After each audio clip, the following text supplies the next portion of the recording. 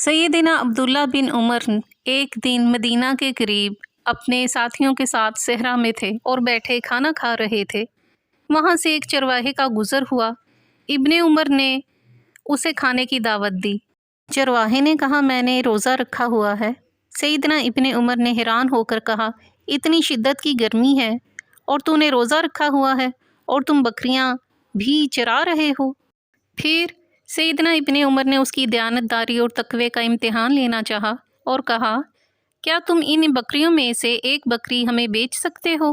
ہم تمہیں اس کی قیمت بھی دیں گے اور کچھ گوشت بھی دیں گے، جس سے تم اپنا روزہ بھی افطار کر سکتے ہو۔ چرواہا بولا، یہ میری بکریاں نہیں ہیں، یہ میرے مالک کی بکریاں ہیں۔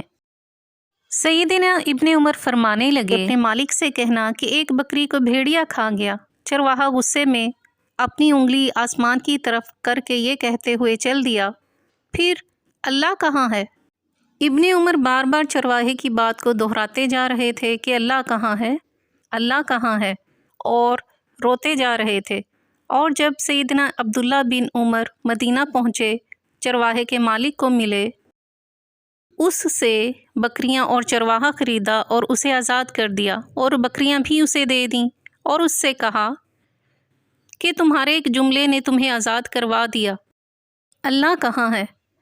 اللہ سے دعا ہے کہ تجھے قیامت کے دن دوزخ کی آگ سے بھی آزاد کرے، آمین۔